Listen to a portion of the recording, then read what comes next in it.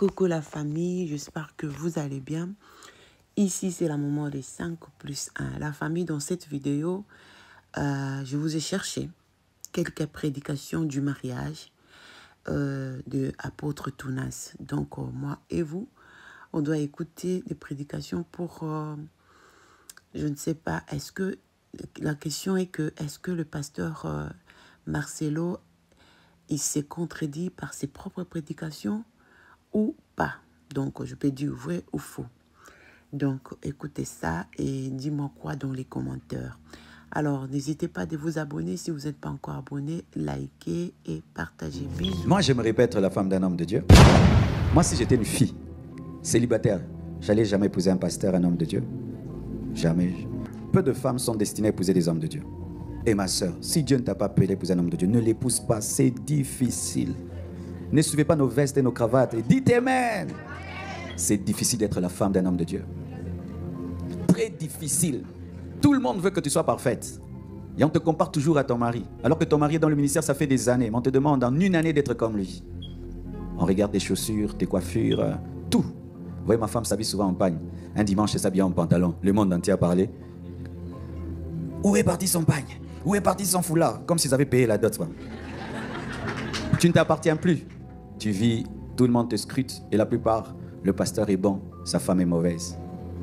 Si tu n'as pas un cœur, n'épouse pas un homme de Dieu. Moi, je me répète la femme. Question pour connaître avec qui tu te maries. C'est pourquoi ne faites pas des fiançailles d'1 mois, 2 mois, 6 mois, 7 mois, 1 année, 2 ans, 3 ans. Moi et Maman Blanche, on s'est rencontrés et puis on s'est mariés après 5 ans. Je devais savoir où je mettais les pieds. Elle devait aussi le savoir. Poser des questions pour connaître avec qui tu te maries. Donc, la femme de la vie existe. Si elle meurt, Dieu la remplace. Nous croyons que l'homme de la vie existe, la femme de la vie existe. Mais il y a des questions à ce sujet. Mais si elle meurt, Dieu va la remplacer par quelqu'un d'autre qui va combler le vide de la même manière. Et il y a un homme de Dieu qui a vécu cela. Il s'appelle Derek Prince. C'est l'un des grands enseignants. Il est mort de la parole de Dieu de notre temps. Il avait épousé une femme dans la volonté parfaite de Dieu. Et puis elle était morte. Et puis il avait dit, je ne me marierai plus jamais. Je crois qu'il avait déjà atteint 50 ou 60 ans.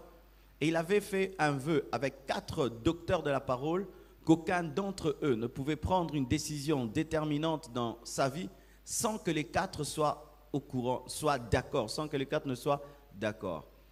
Et alors, un jour, il prie et Dieu lui dit qu'il veut qu'il se marie, qu'il se remarie. Il a dit non, mais moi j'ai dit que je n'allais plus me marier. Et Dieu lui montre une vision.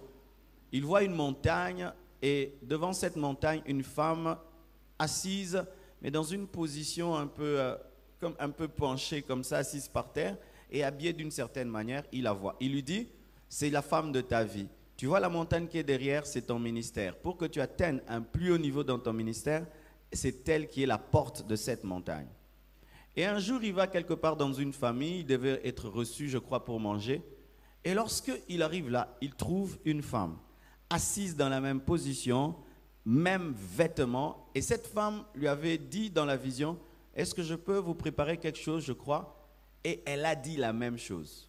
Quand il a vu cette confirmation, il est allé voir ses amis, il leur a dit, j'ai entendu une voix qui me dit que je devais me marier, j'ai vu une femme en vision, et puis je l'ai vue dans la même position, et c'était elle, je crois que je dois me marier, mais comme on a fait une alliance, que Dieu vous parle aussi. Au début, tout le monde était contre, mais les autres docteurs ont prié, et Dieu leur a parlé, il a épousé cette femme, c'était comme si la jumelle de sa femme qui était morte.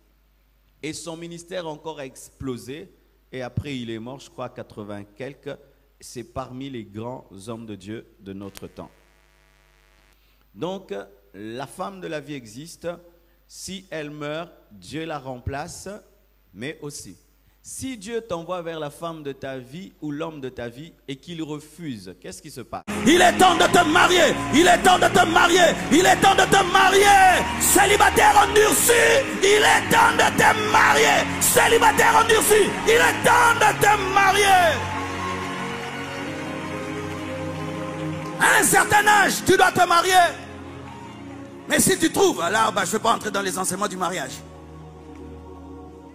Il faut quitter, s'attacher pour dominer. Pour ceux qui sont appelés à cela. Même vous les femmes, tu es une belle femme, c'est bien. Mais il y a des sphères de ta vie, il te faut un homme. Il te faut un homme. Il te faut un homme.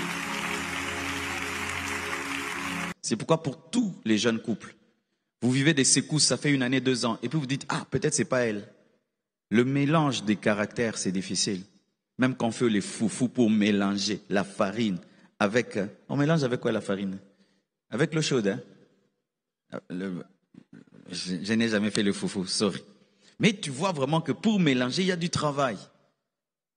Même si vous vous aimez beaucoup, même si vous êtes fait l'un pour l'autre, le mélange des caractères, devenir une personne, ça prend du temps.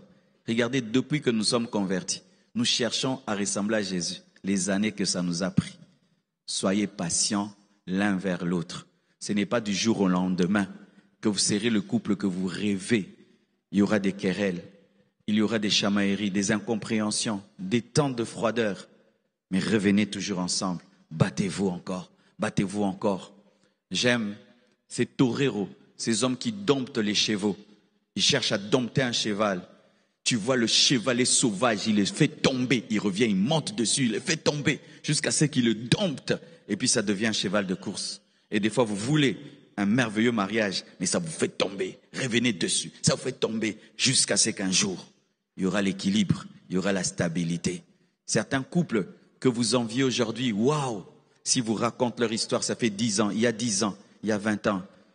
Ce n'étaient pas des couples enviables. Mais aujourd'hui, ils sont devenus un modèle, un exemple pour plusieurs. Que vos couples tournent autour de Jésus. Établissez des cultes de famille. Alléluia. Priez ensemble, lisez la Bible ensemble. Ayez des heures pour prier ensemble, des heures pour lire la parole ensemble. Et que Jésus soit le centre de votre couple, qui règne dans votre couple, que sa présence remplisse votre maison. Éduquez vos enfants sur base de la parole de Dieu. Réglez vos problèmes sur base de la parole de Dieu. Affrontez la vie sur base de la parole de Dieu. Traversez les épreuves sur base de la parole de Dieu. Vivez la bénédiction dans la parole de Dieu. Vivez le succès dans la parole de Dieu. Que le succès ne vous sépare pas de Dieu. Demeurez chrétien et c'est facile de vivre avec un vrai chrétien. Amen. Je sens que j'aurai des problèmes. Mais je m'en fous et je m'en fous. Je m'en fous et je m'en fous.